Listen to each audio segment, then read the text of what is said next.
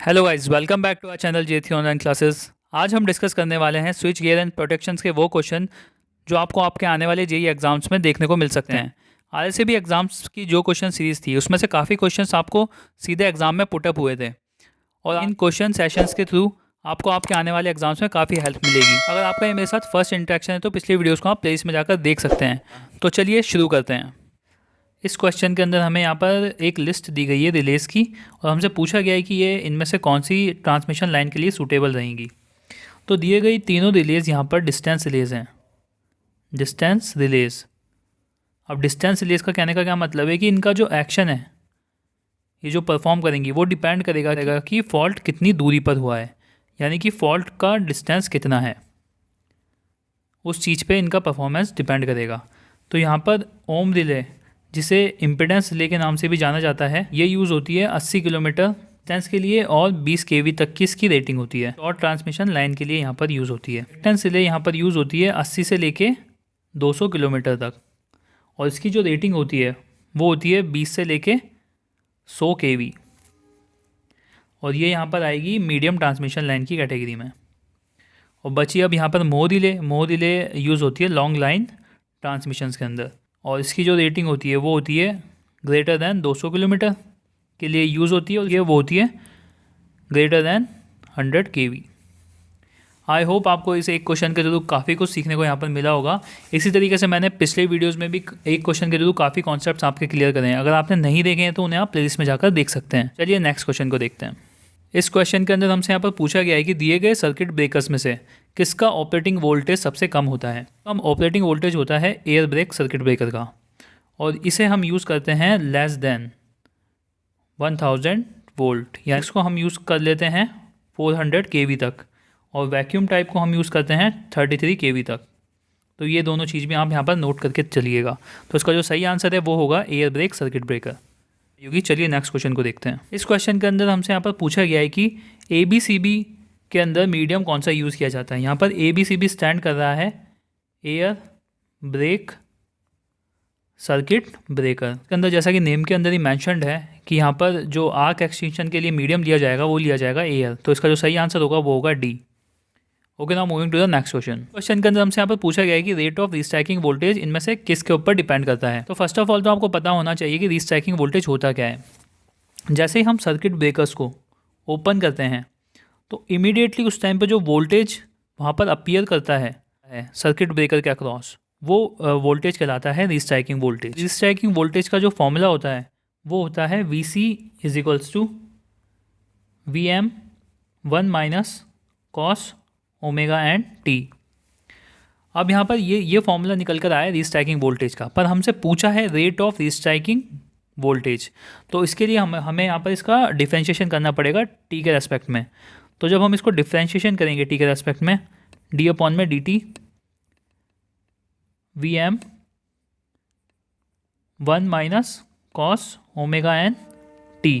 तो यहाँ पर डिफ्रेंशिएशन करने के बाद जो फॉर्मूला निकल कर आएगा वो निकल कर आएगा VN omega N sine omega N T. अब यहाँ पर जो ओमेगा एन है वो इसकी नेचुरल फ्रीक्वेंसी है और ये डायरेक्टली प्रोपोर्शनल होती है 1/√LC के। तो यहाँ पर जो रेट ऑफ रीस्ट्राइकिंग वोल्टेज है वो भी डिपेंड करेगा L और C दोनों पर। तो यहाँ पर जो इसका सही आंसर होगा वो होगा D, depend on both L and C। तो आई होप आप सभी को ये चीज़ यहाँ पर समझ में आई होगी। तो आपको एक चीज़ और यहाँ पर याद रखनी है कि जो मैक्सिमम रीस्ट्राइकिंग वोल्टेज है वो बराबर होता है 2 VM के। कई बार इस टाइप के क्वेश्चंस भी एग्जाम के अंदर पूछ लिए जाते हैं, तो आपको ये चीज़ भी यहाँ पर याद रखनी है। इसका आप स्क्रीनशॉट भी ले सकते हैं। Okay, now moving to the next question. इस क्वेश्चन के अंदर हमें यहाँ पर एक फिगर गिवन है और उस फिगर के अकॉर्डिंग हमसे यहाँ पर पूछा गया है कि रीस्ट्राइकिंग वोल्टेज की फ्रीक्वेंसी कितनी होगी। तो जैसा कि अभी मैंने आपको पिछले क्वेश्चन के अंदर बताया था कि जो नेचुरल फ्रीक्वेंसी होती है वो बराबर होती है ओमेगा एन = 1/√LC। ये इसका फॉर्मूला होता है। तो यहाँ पर हमें L और C की दोनों की वैल्यू यहाँ पर गिवन है। तो जैसे ही हम इसको इसके अंदर पुट करेंगे तो हम इसे लिखेंगे 1/√, L की वैल्यू यहाँ पर हो जाएगी 10 मिली हेनरी, यानी 10 × 10⁻³ और C की वैल्यू हम यहाँ पर लिख सकते हैं 400 पिको फैरेड, यानी 400 पिको का मतलब यहाँ पर हो गया 10⁻12। और जब इसको हम सॉल्व करेंगे तो हमारा यहाँ पर आंसर निकल कर आएगा 500 इंटू 10⁻³ रेडियन पर सेकेंड। नेचुरल फ्रीक्वेंसी की जो यूनिट होती है वो होती है रेडियन पर सेकंड। ये भी आपको यहाँ पर याद रखनी है।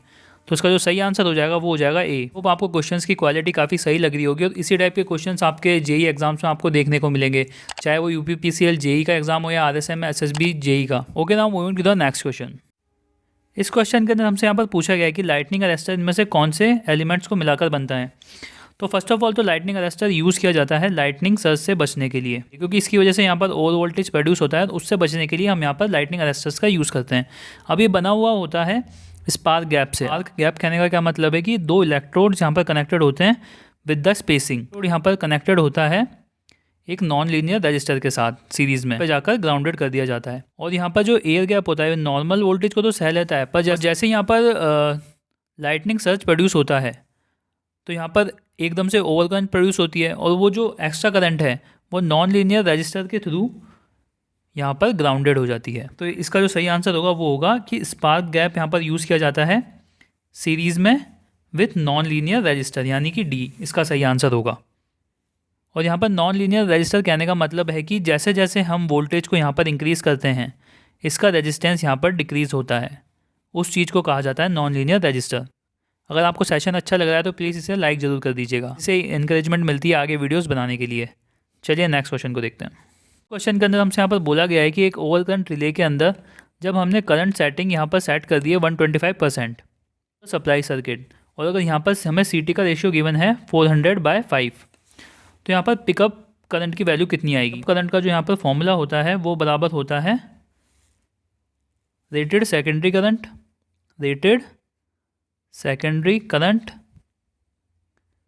Multiply by current setting.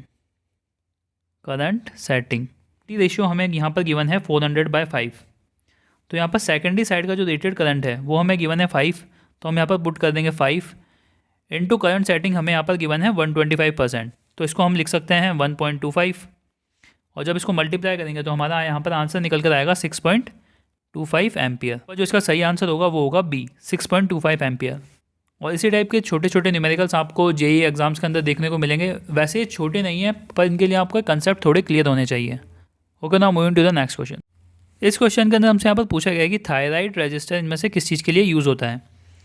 तो फर्स्ट ऑफ ऑल तो क्वेश्चन यहाँ पर अराइज होता है कि थायराइड रजिस्टर यूज़ कहाँ किया जाता है। तो जैसा कि अभी मैंने आपको लाइटनिंग अरेस्टर के अंदर बताया था, स्पार्क गैप के साथ सीरीज़ में जो वहाँ पर नॉन लीनियर रजिस्टर यूज़ होता है, नॉन लीनियर रजिस्टर को यहाँ पर कहा जाता है थायराइड रजिस्टर। और इस थायराइड रजिस्टर का काम क्या होता है, रेक्टिफाई करना वेरी हाई वोल्टेज को। आई होप आप सभी को ये यहाँ पर क्लियर हुआ होगा। चलिए नेक्स्ट क्वेश्चन को देखते हैं। इसके अंदर हमसे यहाँ पर पूछा गया है कि एक सर्किट ब्रेकर के अंदर जब हम उसके कॉन्टैक्ट को सेपरेट करते हैं तो उस टाइम पर उसके अंदर कौन सा करंट फ्लो करता है। तो इसका जो सही आंसर है वो होगा ब्रेकिंग करंट। ब्रेकिंग करंट को हम ऐसे भी समझ सकते हैं, जब किसी भी इंस्ट्रूमेंट के अंदर फॉल्ट अकर होता है, यानी फॉल्ट प्रोड्यूस होता है, जब फॉल्ट क्लियर होता है, इस टाइम इंटरवल के बीच में बिना इंस्ट्रूमेंट के डैमेज हुए कितना करंट वो यहाँ पर फ्लो हो सकता है, वो करंट यहाँ पर कहलाता है ब्रेकिंग करंट। पर इस करंट की जो RMS वैल्यू होती है वो कहलाती है ब्रेकिंग करंट। चलिए नेक्स्ट क्वेश्चन को देखते हैं। इसके अंदर हमसे यहाँ पर पूछा गया कि मोल्डेड केस सर्किट ब्रेकर किस चीज़ के लिए यूज़ होता है। MCCB बना हुआ होता है एक टेम्परेचर सेंसिटिव डिवाइस लगा हुआ होता है। किसके अंदर लगा हुआ होता है, यहाँ पर करंट सेंसिटिव डिवाइस। इन दोनों से मिलकर ये यहाँ पर बना हुआ होता है। यूज़ किया जाता है 3 चीज़ों के लिए।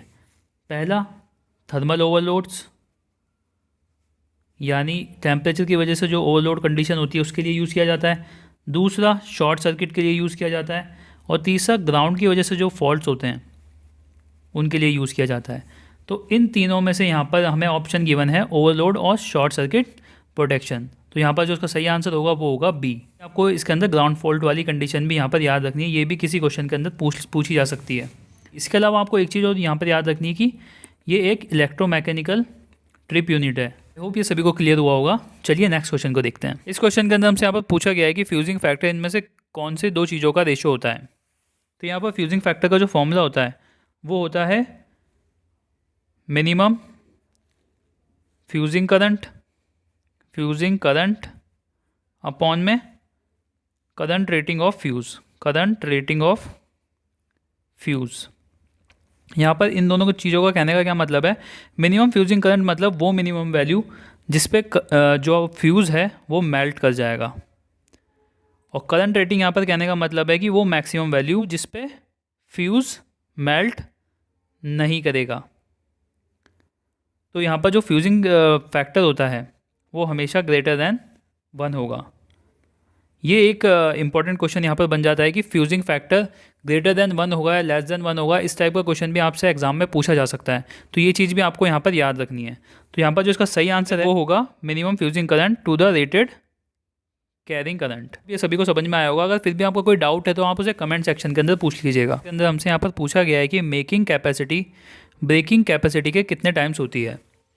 तो जैसा कि अभी मैंने आपको पिछले क्वेश्चन के अंदर बताया था कि ब्रेकिंग कैपेसिटी होती है जब हम सर्किट ब्रेकर को कॉन्टैक्ट्स को ओपन करते हैं, उस टाइम पे जो करंट फ्लो करता है उसकी जो आरएमएस वैल्यू होती है वो कहलाती है ब्रेकिंग करंट, ब्रेकिंग करंट। वही जो मेकिंग करंट है पीक वैल्यू, और इसके अंदर कुछ वैल्यू डीसी की भी होती है जिसे हम डीसी ऑफसेट के नाम से जानते हैं। तो इसलिए जो मेकिंग करंट की वैल्यू है वो हमेशा ब्रेकिंग करंट से हमेशा ज़्यादा होती है, और वो कितना होती है, वो इक्वल्स होती है 2.55 times of symmetrical breaking capacity. अब यहाँ पर आपके दिमाग में एक क्वेश्चन आ सकता है कि what is symmetrical breaking capacity. यहाँ पर जो ब्रेकिंग कैपेसिटी होती है वो दो टाइप की होती है, एक सिमेट्रिकल एक अनसिमेट्रिकल। इन दोनों के फॉर्मूलेज भी आपको यहाँ पर याद रखने हैं। ब्रेकिंग कैपेसिटी यहाँ पर बराबर होती है √3 VL IB के। यहाँ पर VL लोड वोल्टेज है और IB ब्रेकिंग करंट, और जो असिमेट्रिकल ब्रेकिंग कैपेसिटी है वो यहाँ पर बराबर होती है S अपॉन में √3 VL। यहाँ पर S है यहाँ पर एपरेंट पावर। तो ये दोनों फॉर्मूले भी आपको यहाँ पर याद रखने हैं। वैसे मैंने आपको ये एडिशनली यहाँ पर बता दिए हैं, यहाँ पर इस चीज़ की कोई रिक्वायरमेंट नहीं थी, पर इन केस किसी के दिमाग में अगर ये क्वेश्चन अराइज हो जाता है तो उस चीज़ को मैंने यहाँ पर क्लियर किया है। तो यहाँ पर जो इसका सही आंसर था वो तो होगा कि मेकिंग करंट 2.55 टाइम्स होगी ब्रेकिंग करंट के। ये तीनों फॉर्मूले आपको यहाँ पर याद रखने हैं, इन पे बेस्ड कई बार न्यूमेरिकल पूछ लिए जाते हैं। तो चलिए नेक्स्ट क्वेश्चन को देखते हैं। इस क्वेश्चन के अंदर हमसे यहाँ पर पूछा गया है कि रेजिस्टेंस स्विचिंग इनमें से किसके लिए यूज़ की जाती है। हम के अंदर देख सकते हैं ये यूज़ की जाती है एयर ब्लास्ट सर्किट ब्रेकर्स के लिए, और उसका यूज़ करने का कारण यहाँ पर यह है कि चॉपिंग के अंदर ओवर वोल्टेज प्रोड्यूस होता है, उस ओवर वोल्टेज को कम करने के लिए हम यहाँ पर ब्रेकर के पैरेलल में रेजिस्टेंस का यूज़ करते हैं। तो इस रेजिस्टेंस से होता क्या है कि ये रीस्ट्राइकिंग वोल्टेज के जो ग्रोथ होती है उसको एक्सपोनेंशियली कर देता है। एक्सपोनेंशियली कहने का मतलब आप सिंपल भाषा में ये समझिए कि उसकी ग्रोथ को ये थोड़ा सा कम कर देता है, ज़्यादा जल्दी उसे बढ़ने नहीं देता है। एग्जाम के अंदर आपसे एक क्वेश्चन पूछा जाता है कि आर की वैल्यू क्या होती है, तो उसके लिए आपको एक फॉर्मूला याद रखना है। यहाँ पर R = होता है 0.5 √L/C। फॉर्मूले पे कई बार क्वेश्चन पूछ लिए जाते हैं, या फिर मैं यूँ बोलूँ कि बहुत एग्जाम्स में इससे क्वेश्चंस पूछे गए हैं। आपको एक कॉन्सेप्ट तो पता होता है पर आपसे फॉर्मूला कहीं ना कहीं हम भूल जाते हैं। तो इस चीज़ को आप अपने कॉपी में कहीं भी लिख लीजिएगा, इस पे बेस्ड न्यूमेरिकल पूछ लिए जाते हैं एग्जाम के अंदर। तो ये चीज़ आपको यहाँ पर याद रखनी है। इस क्वेश्चन के अंदर हमसे यहाँ पर पूछा गया है कि इनमें से कौन सा इक्विपमेंट शॉर्ट सर्किट लेवल को लिमिट करने के काम आता है, यानी रोकने के लिए काम आता है सबस्टेशंस के अंदर। तो आइसोलेटर, जैसा कि हम जानते हैं कि इससे हम कोई भी प्रोटेक्शन प्रोवाइड नहीं कर सकते, इसे हम यहाँ पर फिज़िकली ओपन या क्लोज़ करते हैं किसी भी लाइन की रिपेयरिंग कर रहे होते हैं उस टाइम पे। तो ये तो यहाँ पर इसका आंसर नहीं होगा। लाइटनिंग स्विचेस, जैसा कि अभी मैंने आपको पिछले क्वेश्चंस के अंदर बताया था, ये यूज़ होता है लाइटनिंग सर्जेस के लिए, लाइटनिंग की वजह से जो ओवर वोल्टेज प्रोड्यूस होता है उसके लिए। और वहीं कपलिंग कैपेसिटर यहाँ पर यूज़ होता है जब हमारे को एसी सिग्नल को एक एलिमेंट से दूसरे एलिमेंट के अंदर पहुँचाना होता है, तब हम यूज़ करते हैं कपलिंग कैपेसिटर का। ये भी यहाँ पर इसका आंसर नहीं होगा। तो इसका जो सही आंसर है वो होगा सीरीज़ रिएक्टर। सीरीज़ रिएक्टर को हम यूज़ करते हैं शॉर्ट सर्किट लेवल को लिमिट करने के लिए, और इसे यहाँ पर न्यूट्रल अर्थिंग के लिए भी यूज़ किया जाता है। ये चीज़ भी आपको यहाँ पर याद रखनी है। Okay, now moving to the next question. इस क्वेश्चन के अंदर हमसे यहाँ पर पूछा गया है कि जो फ्यूज़ वायर है उसकी रेटिंग को हम किस में एक्सप्रेस करते हैं। तो ये चीज़ तो आपको पता होगी, जहाँ पर भी फ्यूज़ लगा होता है तो फ्यूज़ के अंदर भी वही करंट फ्लो करता है जो लोड के अंदर फ्लो करता है। यानी कि फ्यूज़ की रेटिंग कौन डिसाइड करता है? लोड का करंट। इसकी जो रेटिंग होगी वो होगी एम्पियर्स में, क्योंकि करंट की यूनिट एम्पियर्स होती है, तो इसलिए जो इसका सही आंसर होगा वो होगा बी। आई होप आप सभी को ये चीज़ समझ में आई होगी। चलिए नेक्स्ट क्वेश्चन की तरफ चलते हैं।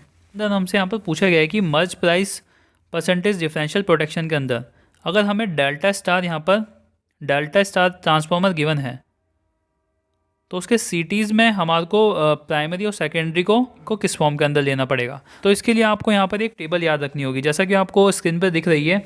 जब भी स्टार स्टार कनेक्शन होगा तो सेकेंडरी की कन्फिगरेशन डेल्टा डेल्टा में होंगे, जब भी स्टार और डेल्टा होगा तो डेल्टा स्टार में होंगे। यानी कि कहने का मतलब ये है कि फॉर्म में हमारे को ट्रांसफार्मर की कन्फिगरेशन दिया गया है, उसके अपोजिट में हमें उसकी सेकेंडरीज के प्राइमरी और सेकेंडरी को रखना है। इसी टाइप के थोड़े कंसेप्चुअल फैक्ट बेस्ड क्वेश्चन आजकल जेईई एग्जाम्स के अंदर पूछे जा रहे हैं। तो आई होप आप सभी को ये सेशन बढ़िया लगा होगा। ये क्वेश्चन मैंने पिछले वीडियो के लास्ट में पूछा था। इसके अंदर यहाँ पर पूछा गया है कि इलेक्ट्रिक शेवर्स के अंदर कौन सी मोटर का यूज़ होता है। इसका जो सही आंसर है वो होगा बी, यूनिवर्सल मोटर। और ये रहा आपके लिए आज का क्वेश्चन। इसके अंदर पूछा गया आइसोलेटर्स को जब हम डिस्कनेक्ट करते हैं तो उसको लेकर इनमें से कौन सा ऑप्शन करेक्ट होगा। इसका आंसर आपको देना है कमेंट सेक्शन के अंदर। अगर आप भी अपना नेम फीचर करवाना चाहते हैं नेक्स्ट सेशन के अंदर तो इसका आंसर आपको देना होगा कमेंट सेक्शन। सिर्फ स्विच गियर प्रोटेक्शन का पार्ट 1 था, अभी इसका पार्ट 2 भी आएगा, जिसके अंदर और भी बढ़िया क्वेश्चंस मैं इंक्लूड करूँगा। और इससे ज़्यादा आगे भी नॉलेज गेन करने के लिए हमारे चैनल को सब्सक्राइब कर दीजिएगा, लाइक कर दीजिएगा और अपने फ्रेंड्स के साथ शेयर भी कर दीजिएगा, हमें ऐसे इंकरेज करने के लिए, आगे वीडियोज़ बनाने के लिए। Thank you for listening.